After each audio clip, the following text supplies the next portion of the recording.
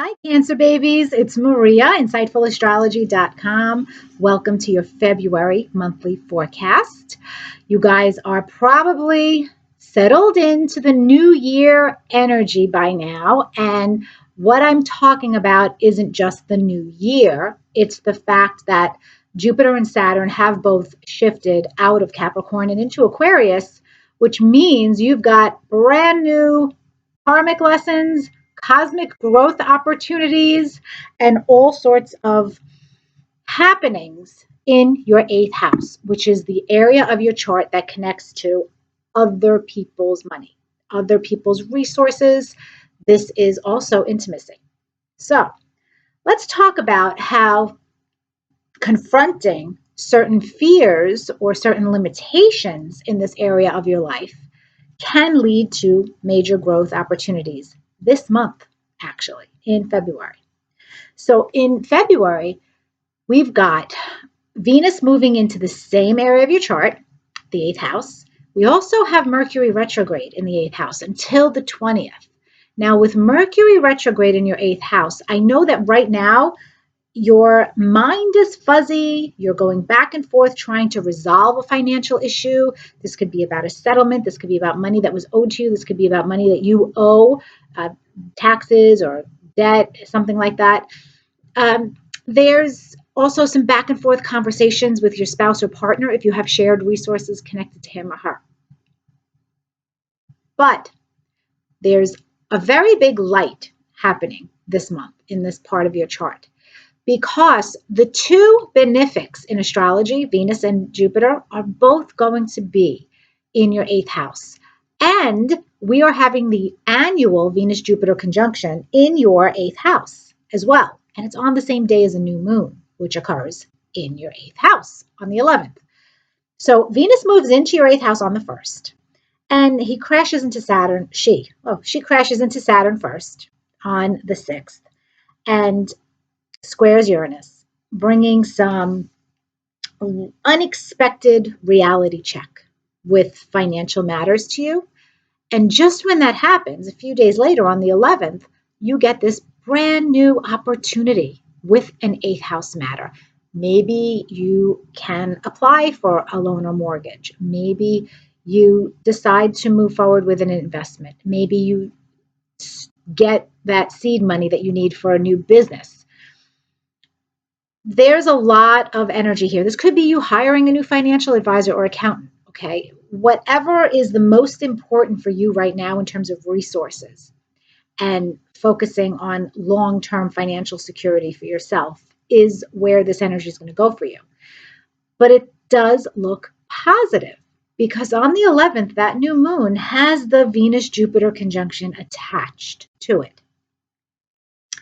And I know that as long as you are willing to do the Saturnian work of being mature and responsible about your finances, about how you allocate other people's resources, how you use other people's resources, how you manage their money, there is a gift in it for you. And this could be an inheritance. Maybe you're the executor of a will. This could very well be about intimacy as well, because the eighth house is all of our shared resources: physical, spiritual, emotional, sexual. So Cancer, I ask you, where in your life are you the most afraid of going there in an eighth house way? Because if you are willing to roll up your sleeves and do the work and be brave and be serious and mature, like Saturn asks you to, then this month you will experience a reward for your willingness to responsibly and maturely make a commitment to go there, wherever there is for you. You know, when I say go there, whatever is giving you chills, whatever is making you feel like, oh, I don't want to deal with that, I don't want to do that, that is what I want you to do specifically. And it is attached to other people's resources and intimacy and fear of death, fear of intimacy. Okay, so apply that to your reality, Cancer, because I want you to benefit from this energy. Now, Mercury will go direct on the 20th, and you'll be able to think clearly after that time period. and implement those new decisions connected to financial matters. There is another energy. It's the biggest aspect collectively that we're experiencing in 2021 in the sky, and that is a square between Saturn and Uranus. So this square will happen 3 different times over the course of the next year, and the first mathematical hit is February 17th. Saturn is in your 8th house, but Uranus is in your 11th house, the area of your chart that connects to your social groups, your friendships, your greatest aspirations. And these two guys are antithetical to each other. Saturn's all about the rules, structure, and commitment and maturity. And Uranus is all about liberation and breaking free, breaking barriers, going its own way. Now, the square is conflict. So the conflict here is Uranus wants to be free and go, and Saturn is like, nope. I want to anchor you a little bit, Uranus. I want to make something real here and make something I want to force you to follow a rule or two to get to the liberation that you want. And you're going to need to apply that to either a big financial matter, if you're in business for yourself especially, or you're going to need to apply this to moving forward with one of your greatest goals, aspirations.